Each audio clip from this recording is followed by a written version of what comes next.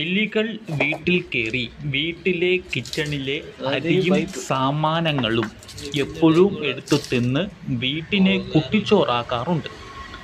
ഇവിടെ ഒരു വീട്ടിൽ എലി ഡ്രെയിനേജ് സിസ്റ്റത്തിനകത്തോടു കൂടി കയറുകയും വീട്ടിനകത്തിരിക്കുന്ന അലി സാമാനം ചരക്ക് സാധനങ്ങൾ എന്നും തിന്നുണ്ടായിരുന്നു.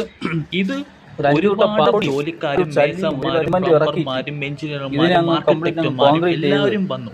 പക്ഷെ ഇതിനെ പരിഹരിക്കാൻ സാധിച്ചില്ല.